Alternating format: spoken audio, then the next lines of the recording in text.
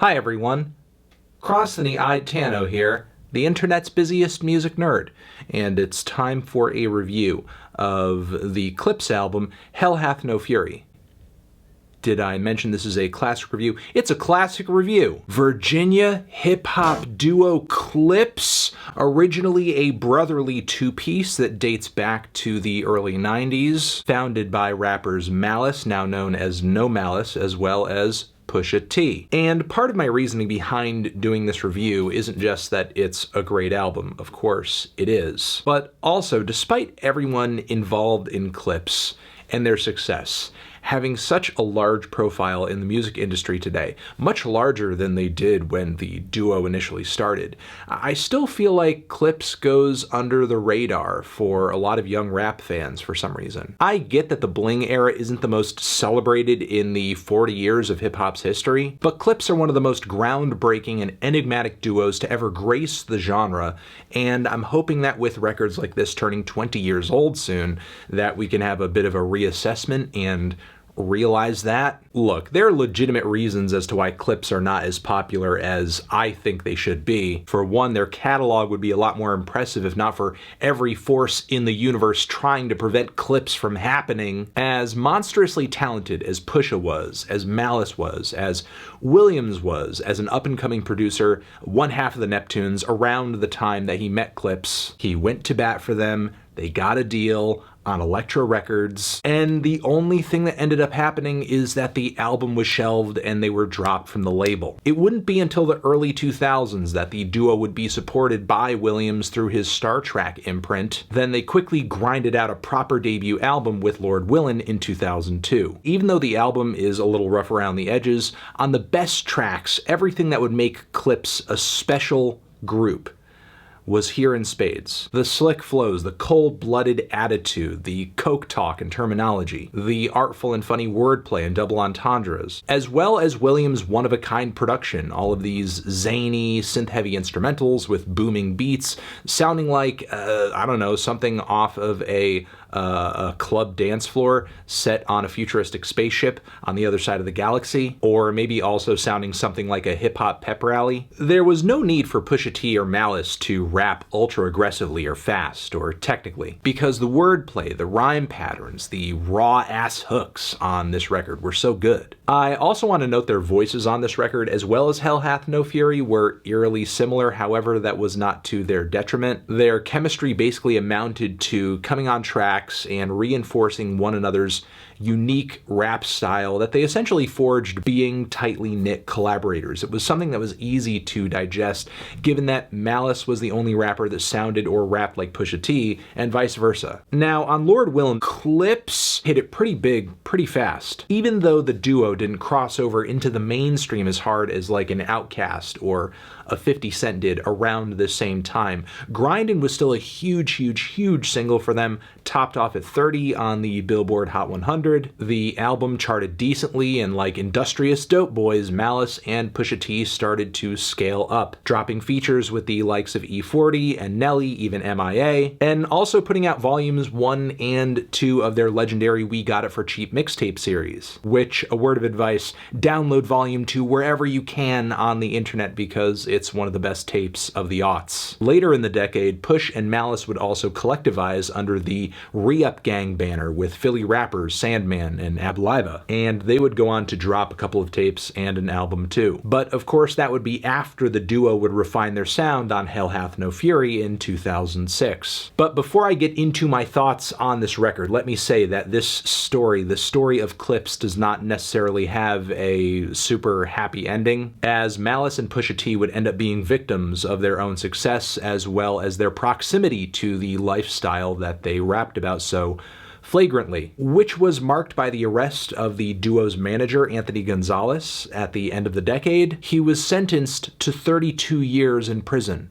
for drug trafficking and was said to have been leading a $10 million ring. And in an interview with Vlad TV around the time that he dropped My Name Is My Name, Pusha T says that it ran even deeper than that, with 9 of his friends being rounded up for conspiracy charges. No Malice also confirmed many of these same details too in a separate interview with Hip Hop DX. These arrests and the investigations that came along with them weren't the only pressures on Clipse's stability as a duo, but it's been said they were essentially the brick that broke the Coke mule's back. The duo's final LP came out in 2009, Till the Casket Drops, only months after all these arrests happened and the whole situation went public. And even though Till the Casket Drops did chart pretty well, and it features some kind of cool crossovers with Cameron and Kanye West, you can also hear Pusha T drifting into, on a few tracks, that more pronounced, expressive, yuck, just digging into the back of his throat type of delivery that he's more known for in a solo capacity today. But still, that doesn't change that most of this LP is not all that good. While the first leg is definitely in the same vein of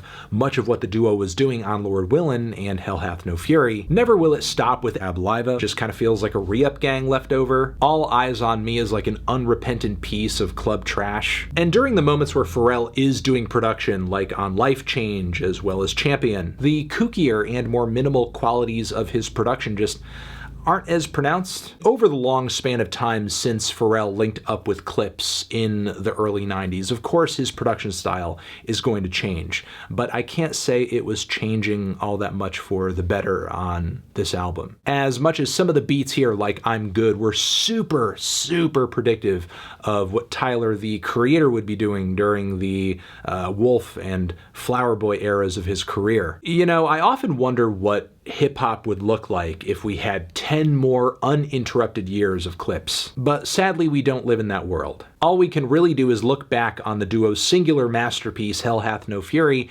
and think of what could have been. Now, Hell Hath No Fury came out a handful of years after Lord Willin, and is essentially the result of taking the best of the best ideas that came off We Got It For Cheap, Volumes 1 and 2, honing those ideas and just delivering one banger after another for an entire record. And there's no BS or filler anywhere on this record. Even the tone-setting intro goes hard. We Got It For Cheap. It's the re-up anthem featuring none other than Mr. Lee with his thick ass Dominican accent, seasoning some spicy hand drums, bumping kicks, and some tangy little synth chords. It's got a great energy, a great groove. In between these funny, rambling diatribes from Mr. Lee, Malice and Pusha essentially are evangelizing with their cocaine poetry. And even though much of what the duo says is intended to be slick, intended to be braggadocious, there's still a lot of tragedy and a lot of struggle behind everything they say too. Even some religious scripture, in retrospect, it's not all that surprising that turning away from Clipse, Malice would take a godlier path.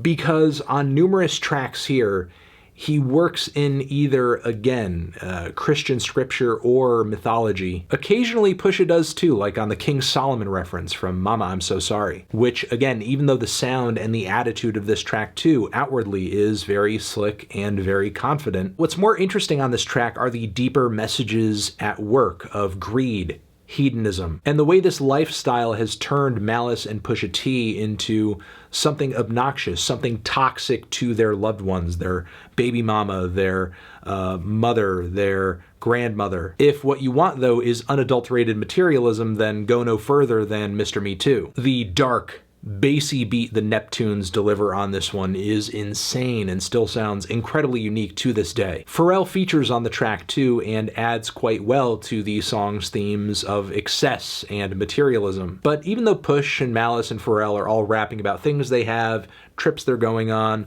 celebs they're seeing, the hook adds a clever twist to this mixture. Because wealth is often perceived as a competition in hip-hop music, of course the predicted response to much of what Push and Malice are saying here is, oh yeah, me too, I have that too, I do that too. So this track essentially tries to cut that off at the pass, saying, oh hey, meet Mr. Me Too, the person who's going to insecurely compare themselves to us just because of what we say. As the songs in the track list here get more left field, they somehow get even catchier. Whamp Whamp, What It Do has an absolutely absurd earworm quality to the hook that I just can't deny. Also, the damn beat on this thing that sounds like it's been cobbled together from like, I don't know, a high school drum line, and these very bright, pronounced metallic tones that sound like these hard hits from a steel drum. Obviously not a live steel drum if that's what it is. It's obviously synthesized or sampled in some way. Either way, it rings very loudly and makes for an odd but likable combo with the drums. Also, the bold and husky Slim Thug features on this track add a lot of grit to the song too. Even stranger are the plucky dissonant string runs that play throughout Ride Around Shinin' that somehow work against the shifty beat that Pharrell pulled together that syncs up with these very strained vocal hits.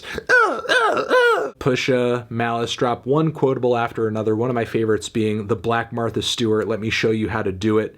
Break down pies 2 pieces, make cocaine quiches, money piles high as my nieces. From here we get the song Dirty Money, which I'm kind of blown away this was not a major lead single to this record. The beat, the attitude, the hook on the song, the theme of the track, it just screams like popular club music. The whole thing is just about going out and frivolously spending drug money. Also, despite the hook being so quiet and kind of monotone, it just sticks with me instantly, which again was one of the geniusly weird appeals of Clipse music, that they just weren't trying to do too much to impress you. It's one of the weird moments in rap music that less was just more. Instrumentally, there wasn't a whole lot to the track outside of the very heavy drums and somewhat lo-fi, awkward, clumsy synth leads that Pharrell couldn't be bothered to clean up or play more tightly. Despite them falling over themselves a little bit, the song grooved hard as fuck. I'd say the singular takeaway from Hello New World, despite another amazing instrumental, is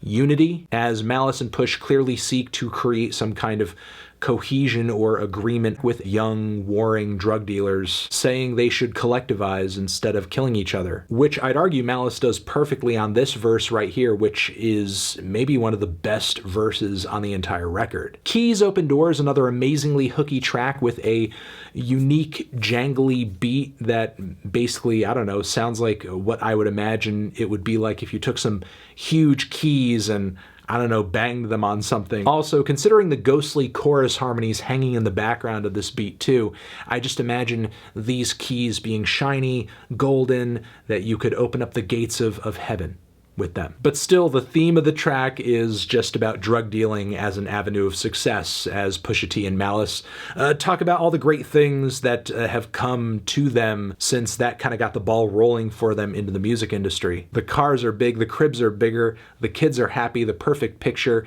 Gemstar razor, the fruit of my labor, and I walk with a glow, it's like the Lord's shown favor. By comparison, Ain'tcha is more the soundtrack to grinding on the lower end of the totem pole, trying to get a chain, save up for this, slanging out in the rain. The track also features a wild, expressive feature from Sandman where he sounds kind of E40-ish. We get more heavy hitters with Chinese New Year as well as Trill on the back end of this record, but I love the more emotional change of pace with the closing song here, Nightmares, which is a very dreary and soulful finish for the record where Pusha and Malice essentially detail some of the raw, dark feelings of paranoia and guilt they feel leading or at least rapping about the lifestyles they do. The guilt and paranoia that hangs in your head when all the noise of the money, the parties, the drinks, the everything kind of quiets down, which seem to work as a white noise machine just blasting away at the highest volume so you don't hear the quiet anxieties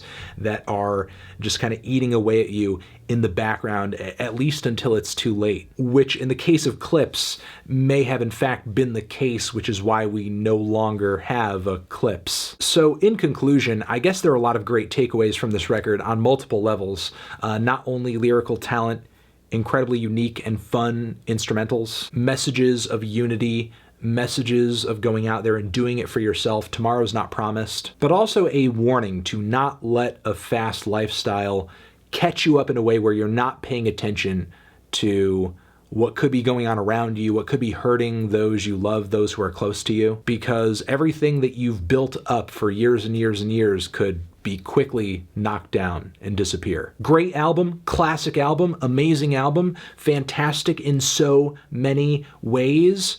Take from it what you will, listen to it, enjoy it, appreciate it, and I will see you guys in the next video. Transition. Have you given this album a listen? Did you love it? Did you hate it?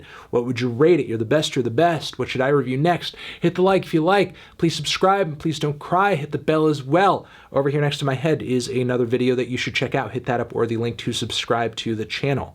Anthony Fantano, Clipse, forever.